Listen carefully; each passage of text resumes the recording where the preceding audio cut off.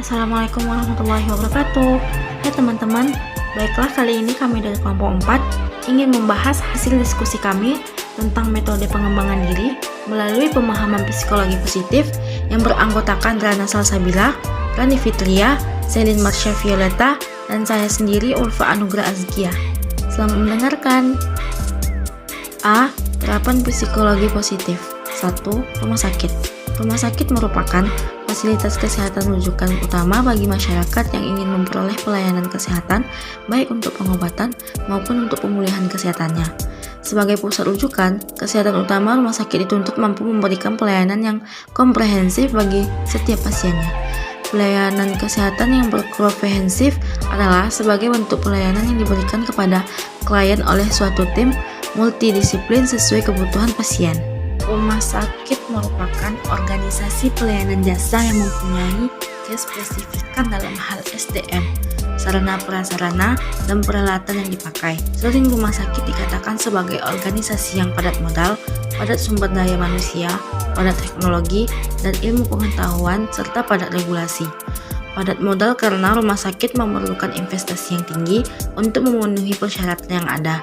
Padat sumber daya manusia karena di dalam rumah sakit pasti terdapat berbagai profesi dan jumlah karyawan yang banyak.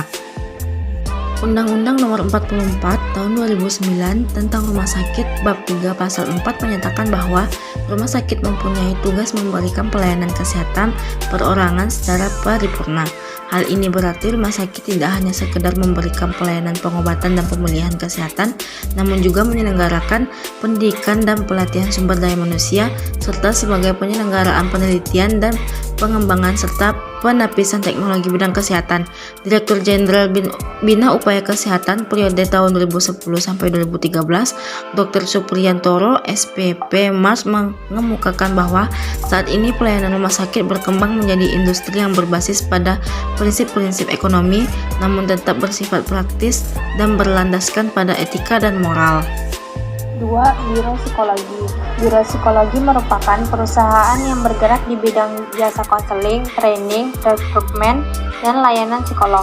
Selain digunakan oleh perusahaan untuk menilai kinerja karyawan, Biro Psikologi yang terbaik juga menawarkan berbagai jasa konsultasi pribadi.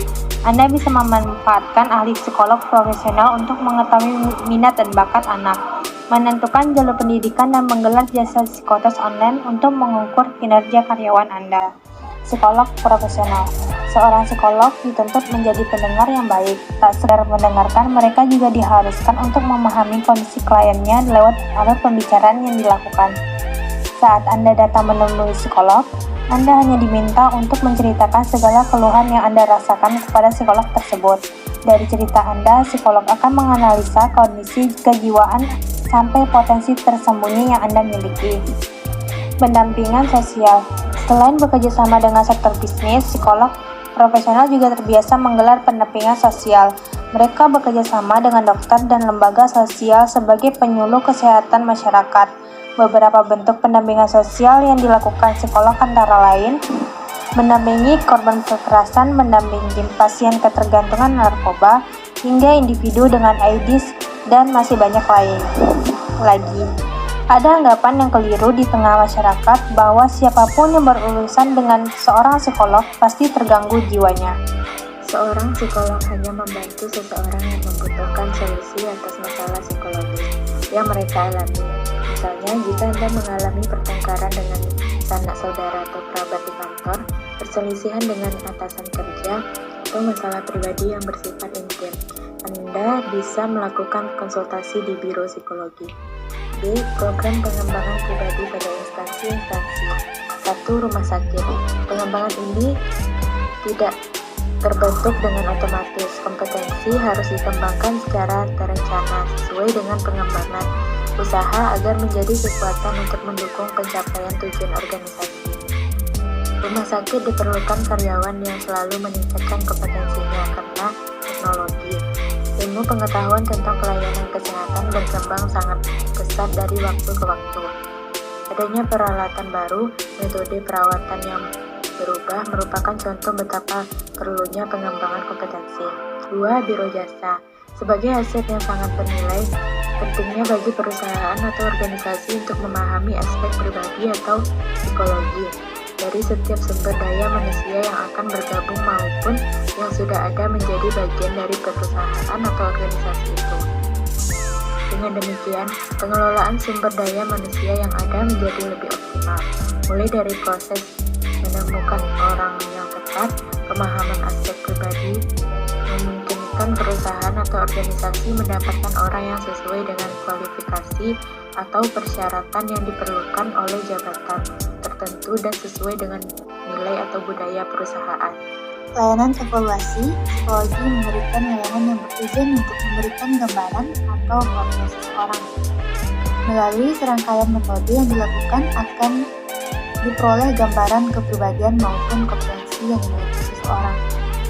Hasil evaluasi psikologi yang dilakukan dapat dijadikan dasar pertimbangan bagi perusahaan atau organisasi untuk mengambil keputusan tentang tindakan yang akan dilakukan terhadap karyawan tersebut.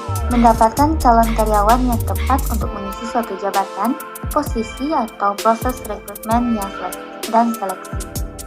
Mendapatkan profil karyawan secara lengkap yang dapat digunakan untuk berbagai kebutuhan atau program perusahaan, seperti mutasi, promosi, inventarisasi profil karyawan, talent pool, atau proses psychology assessment, menggali potensi diri dan menyelesaikan permasalahan yang dihadapi karyawan, atau employee counseling.